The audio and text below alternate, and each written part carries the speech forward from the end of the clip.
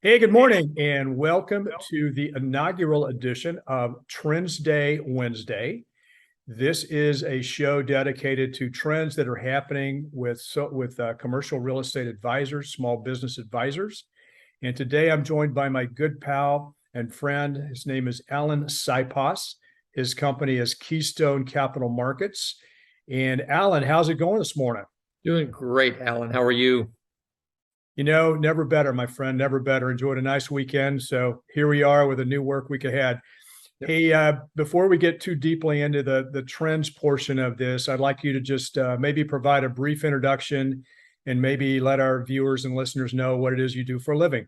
Sure. Happy to do so. Thanks, Alan. And thanks for including me on your inaugural Trendsday Wednesday. I'm honored. This is a thrill. Um, so I'm a what's called an investment banker. And if you ask 10 different people what's an investment banker, you'll probably get 10 different answers. I specialize in helping business owners of primarily privately held companies do three things. I help them sell their companies when they're ready. I help them buy other companies to help grow their core business, and I help them raise capital. The vast majority of what I do and what we do here at Keystone Capital Markets is that first category of helping business owners sell their companies. But sometimes what happens along the way is a business owner will say, I'd like to sell in 2 or 3 years, but in the meantime, I'd like to grow through acquisition, or I'd like to grow by adding a location or some key pieces of equipment. And we'll help them along those key milestones as well, with the ultimate objective being to get to that sale transaction, and that's where we'll represent them in that transaction. Wonderful. And I believe you and I actually met a few years ago. We actually get together on a monthly basis now, but you and I met a few years ago. And the title of that, as I recall, is How to Prepare Your Business for Sale. And that was a very in-depth look at, hey, let's say you're not selling today, but your plan is to sell within the next 2 to 5 years. Here are the things today that you need to be thinking about. Exactly. It's not quite like selling a house. There's a lot of preparation that you need to do to get a position or get in a position to sell your company for the optimal price and the optimal terms. And so oftentimes we'll have a couple of years of preparation with a client before they're ready to move to market. And that's a key time where they can do some things to really help improve their positioning. Right. So it's not a matter of just putting a few V-shaped pillows into the staging, huh? I wish it were that easy, my friend. The typical process takes 6 to 9 months from the day a business owner says, okay, let's start. And there's a lot of documentation that needs to go into place that we use to reach out to prospective buyers. As you might imagine, protecting the confidentiality of this type of a process is very, very important. Most employees at businesses that are being sold will be concerned if they hear about a sale too early and don't know what the situation is. Competitors might use it against a given company. Marketplace might have buzz about what's happening with a company if it's not managed properly. So doing all of this in a vacuum and doing it in a way that protects the confidentiality is key. And also doing it in a way that maximizes the proceeds to our client is key. And there are a few things we do to create a sense of urgency and scarcity behind the process, while also maintaining some key negotiating points and leverage points that we manage throughout that help to get to the best outcome at the final end of the final process. Exactly. So I know you and I talk about this on a monthly basis, but we've seen just a tremendous amount of activity, and even in our commercial real estate world, we've seen a tremendous amount of activity in the mergers and acquisition space. And as you and I have also talked, anytime there's any sort of a merger acquisition, generally a commercial real estate deal follows. So, Allan, let's run through a couple, three trends that you see presently in your world. And I know that that's going to be of great value to our viewers. Sure thing. Well, first of all, to your point, Alan, you're right. Just about every M&A transaction includes a commercial real estate transaction. Either the business owner has a commercial property that they want to sell with the business, or perhaps they want to retain it and lease it to the new business owner. But having good input from professionals like you is extremely important to making that whole process run smoothly. Very, very important. So in terms of trends, the first thing that we're seeing right now is the fear of a potential recession is beginning to affect the valuation of companies. We're coming off of a very, very strong wave of valuations that really peaked in, let's call it late 21.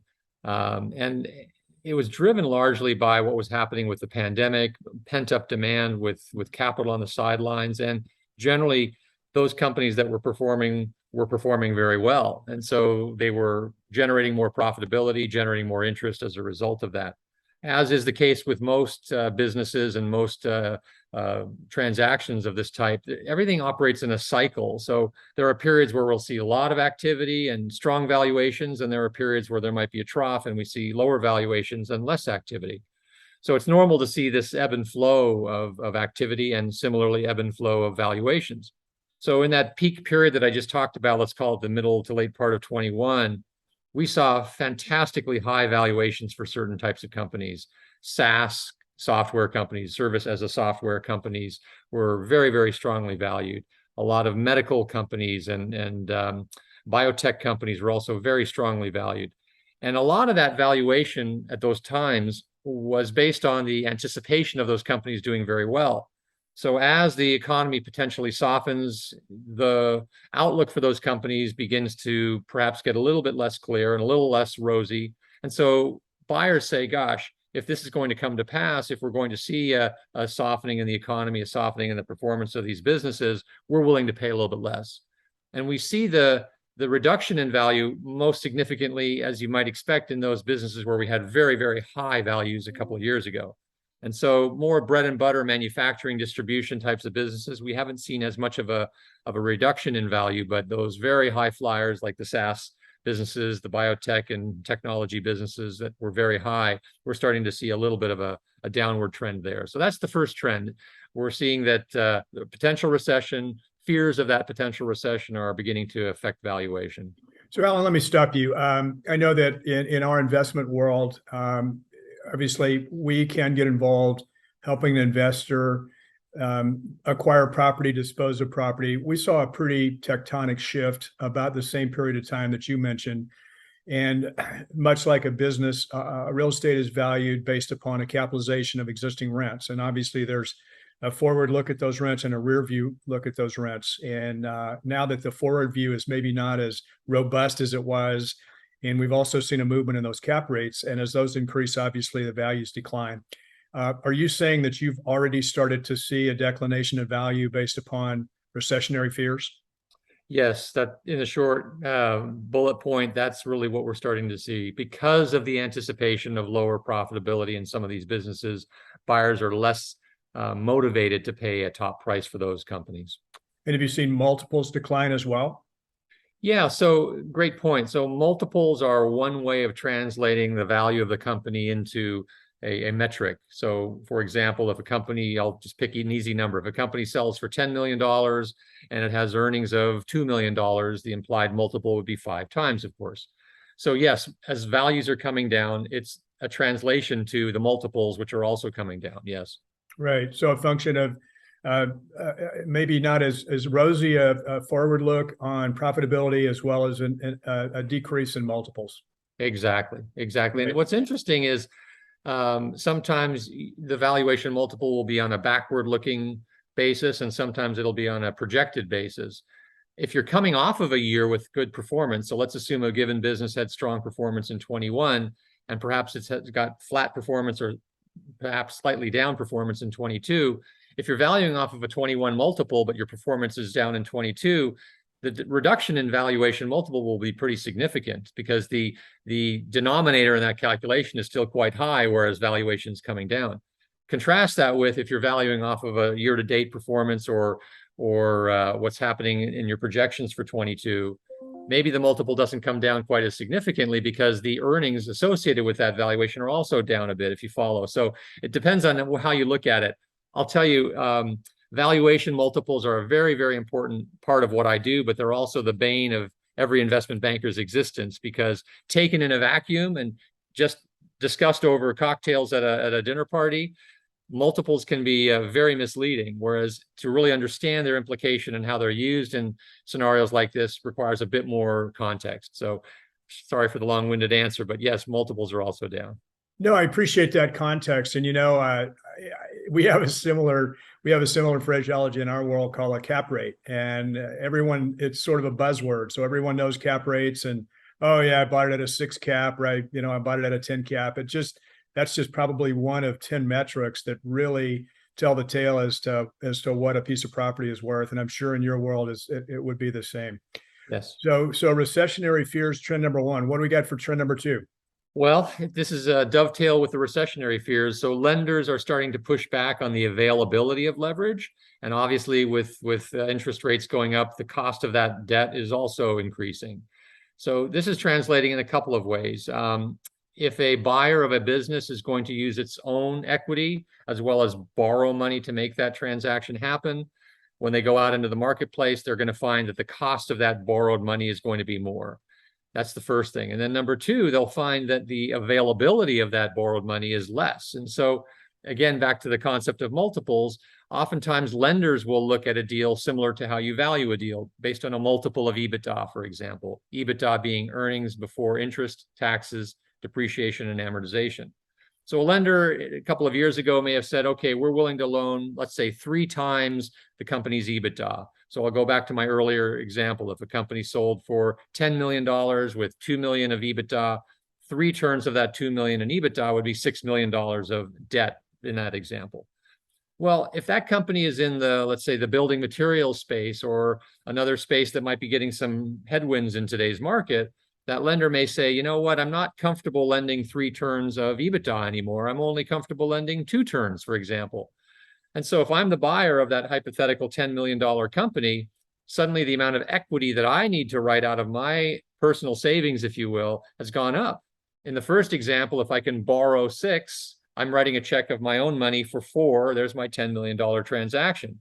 Now, today, if I can't borrow 6, I can only borrow 4. The tables turn. I've got to write a $6 million check and borrow 4.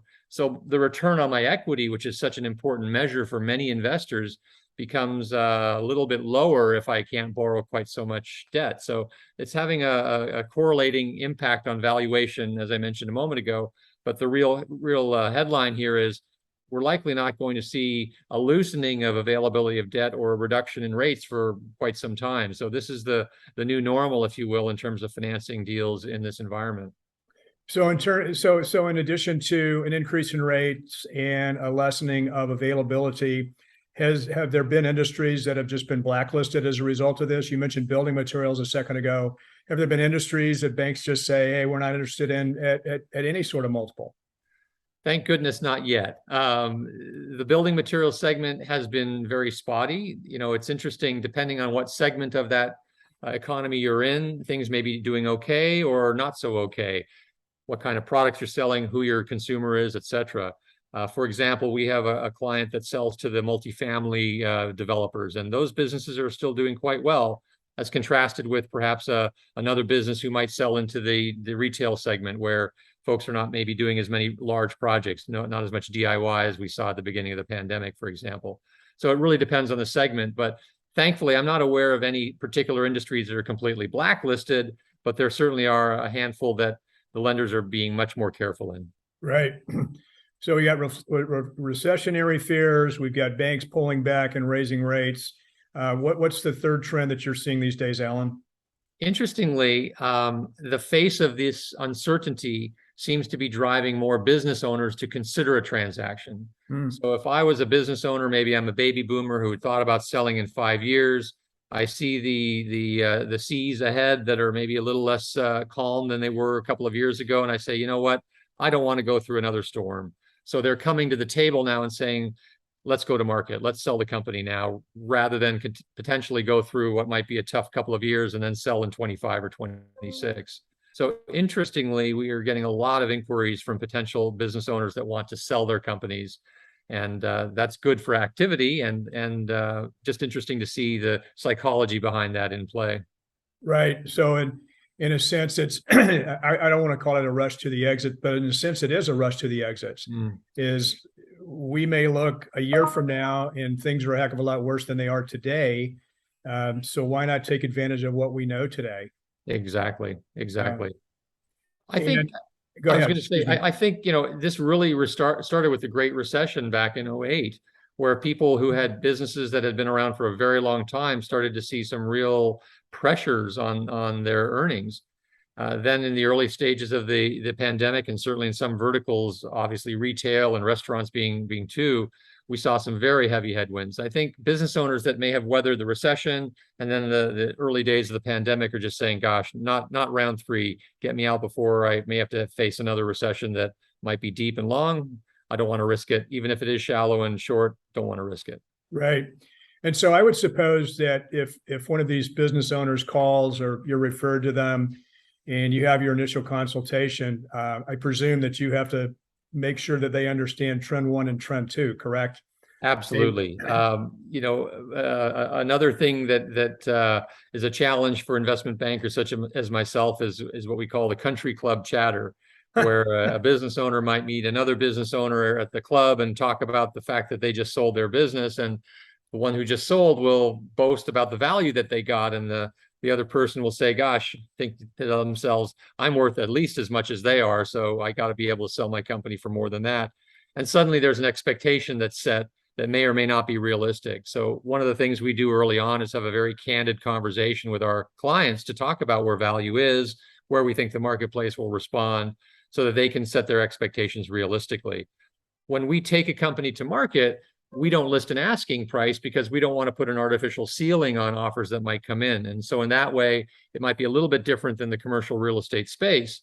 But the objective is to run a process that's very robust and has multiple bidders at the table, so that as the activity increases, the values go up. And we've had many, many instances where we've had conversations with our clients at the outset thinking value would be at a certain level. And because of the process, valuation was significantly above that level. So we don't want to have that governor, like I mentioned. So the honest conversation with our client early on is really just to be sure that their expectations are aligned with reality in terms of the marketplace. There's a tremendous amount of work that goes into preparing a company and then finally taking it to market, both on our part and on the client's part. And we just don't want to go through that if the possibility of a completed transaction is small because expectations are not realistic. So curiously, you mentioned that when you take a business to market, you do so unpriced. That's certainly an upmarket trend that we see in commercial real estate, where an investment offering goes out unpriced because candidly, we don't want to leave money on the table. However, when the market starts to change, we start to see published asking prices. Does the same sort of criteria happen in business sales as well? No, in our world, let's just call it a seller's market or perhaps a buyer's market, in either scenario, we generally do not list an asking price for a business. The one time where we may is in a distressed situation or a very unique situation where we're trying to amplify a certain aspect of the company from a valuation perspective. But absent that, our traditional practice is no asking price, let the market determine, and we do everything we can, of course, to buoy the expectations of the buyer's minds up so that they make strong offers. Wonderful. All right. So recessionary fears, squirrely bankers, but yet a lot of folks rush into the doors thinking now might be the time to get out of the business. It's been extremely helpful. I know our viewers are going to really appreciate understanding those three trends today in the M&A world.